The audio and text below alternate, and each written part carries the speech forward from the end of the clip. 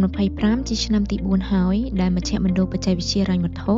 និងជាអង្គភាពបរិវត្តកម្ម Digital នៃអាជ្ញាធរសេវាហិរញ្ញវត្ថុមិនមែនធនាគារ អសហ ត្រូវបានបង្កើតឡើង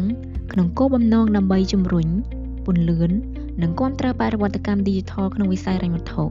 និងបង្កបរិយាកាសអំណោយផលដល់ការលើកកម្ពស់ការអភិវឌ្ឍនិងការប្រើប្រាស់បច្ចេកវិទ្យាហិរញ្ញវត្ថុ សម្ដៅជំរុញការអភិវឌ្ឍទីផ្សារបច្ចេកវិទ្យាហិរញ្ញវត្ថុក្នុងវិស័យហិរញ្ញវត្ថុមិនមែនធនាគារប្រកបដោយពិពិធភាពនិងបរិយាបន្នកម្មអ្វីដែលគួរឲ្យកត់សម្គាល់សម្រាប់ឆ្នាំ2025នេះគឺសមិទ្ធផលជាច្រើនត្រូវបានសម្រេចជាបន្តបន្ទាប់ក្នុងនោះរួមមានដូចតទៅ1ផែនការយុទ្ធសាស្ត្រអភិវឌ្ឍបច្ចេកវិទ្យាហិរញ្ញវត្ថុក្នុងវិស័យហិរញ្ញវត្ថុមិនមែនធនាគារ2024-2028 ឆ្លើយតបទៅនឹងគោលនយោបាយនិងយុទ្ធសាស្ត្ររបស់រាជរដ្ឋាភិបាលដែលបានដាក់ចេញការរៀបចំសិក្ខាសាលានេះមានសារៈសំខាន់មិនអាចខ្វះបានក្នុងការប្រកាសដាក់ឲ្យអនុវត្តជាផ្លូវការនៅផែនការយុទ្ធសាស្ត្រនេះ2ផែនការយុទ្ធសាស្ត្របរិវត្តកម្ម Digital ក្នុងវិស័យហិរញ្ញវត្ថុមិនមែនធនាគារ2026-2030ការរៀបចំសេចក្តីព្រាងយុទ្ធសាស្ត្រប្រកបដោយជោគជ័យទាមទារនូវការចូលរួមសហការផ្ដល់ធាតុចូលពីគ្រប់និយ័តករនិងអង្គភាពក្រមវ៉ាន់អសហដែលការនេះជាកត្តាចម្បងនាំទៅសម្រេចបាននៅការអភិវឌ្ឍប្រព័ន្ធអេកូឡូស៊ីបរិវត្តកម្ម Digital ប្រកបដោយសុខដុមភាពក្រមឆ័ត្រអសហតែមួយកិច្ចការនេះទទួលបានការឯកភាពដ៏ពងពោះពីអាដាមអគ្គរដ្ឋស្ពាចារ្យនៅក្នុងការរៀបចំជាស្ដីព្រាងផែនការយុទ្ធសាស្ត្រហើយ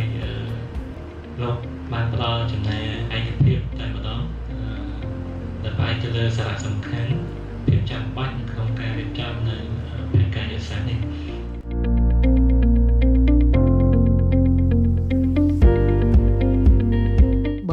ផលថបច្ចេកវិទ្យាហិរញ្ញវត្ថុនៃអសហ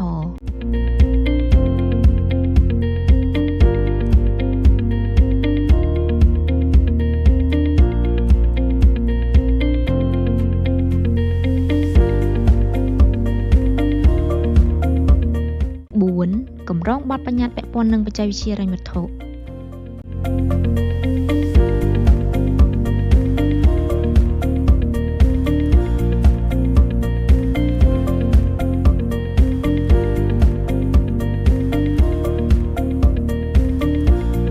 នេះយើងឃើញថាមានកន្លងទៅយើងមានរហូតទៅដល់7000ទំព័រ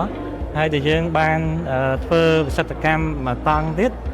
យើងតម្លើង relevancy របស់វាឲ្យខ្ពស់ជាងមុនមានន័យថាភាពពាក់ព័ន្ធរបស់វាខ្ពស់ជាងមុនអញ្ចឹងរបស់ណាដែលមានភាពពាក់ព័ន្ធដែរតែពាក់ព័ន្ធតិចយើងដកវាចេញសិនដើម្បីឲ្យ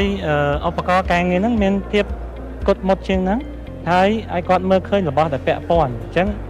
វាបន្ថយពី7000ទំព័រមកត្រឹម4000ទំព័រទេ5តាក់ទាញនុក្រមបច្ចេកវិទ្យាហិរញ្ញវត្ថុ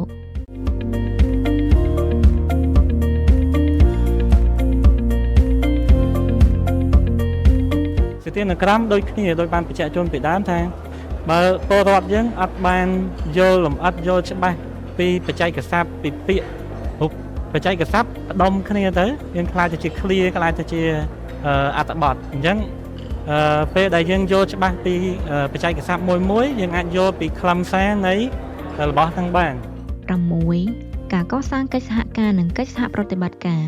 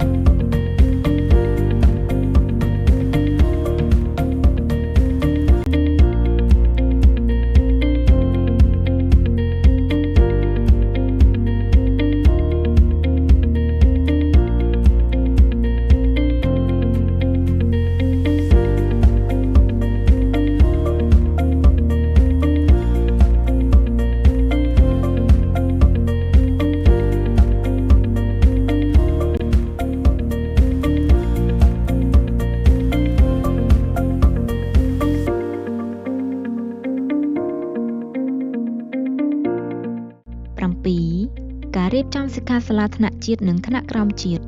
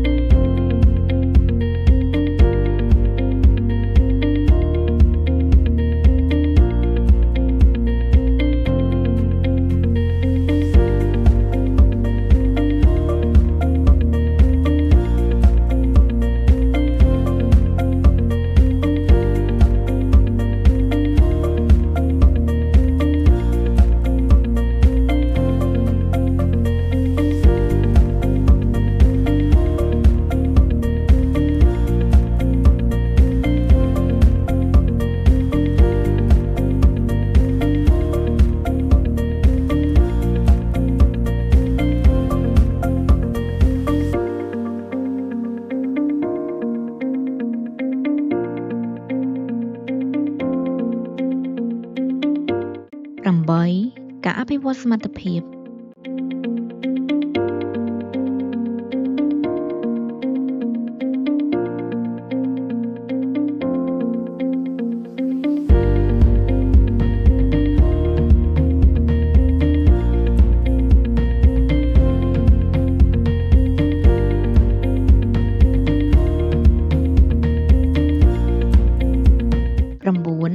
ការជំរុញបរិវត្តកម្ម Digital និងលើកកម្ពស់ការអភិវឌ្ឍបច្ចេកវិទ្យាហិរញ្ញវត្ថុ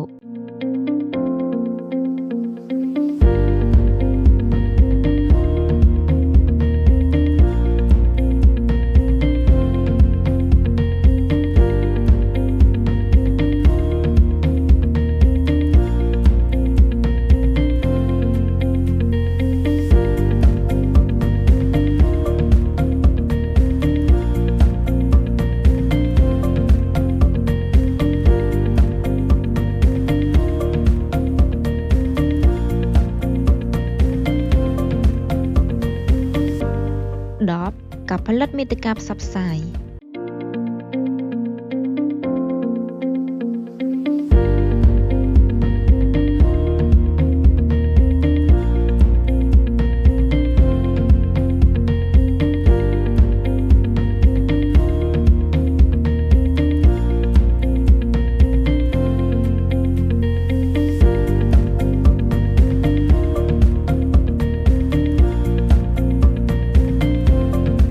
ដើម្បីរួមវិភាគទានឲ្យសម្រាប់ចក្ខុវិស័យរបស់រាជរដ្ឋាភិបាលក្នុងការអភិវឌ្ឍសេដ្ឋកិច្ចនិងសង្គម Digital កម្ពុជារស់រវើកមជ្ឈមណ្ឌលបច្ចេកវិទ្យាហិរញ្ញវត្ថុនិងជាអង្គភាពបរិវត្តកម្ម Digital នៃ អសហ ដែលជាសេនាធិការអគ្គលេខាធិការដ្ឋាន អសហ នឹងបន្តដាក់ចេញនូវទិសដៅយុទ្ធសាស្ត្រគន្លឹះបន្ថែមទៀតសម្ដៅគាំទ្រដល់ការអភិវឌ្ឍនិងនវានុវត្តន៍បច្ចេកវិទ្យាហិរញ្ញវត្ថុព្រមទាំងការធ្វើបរិវត្តកម្ម Digital ក្នុងវិស័យហិរញ្ញវត្ថុមិនមែនធនាគារ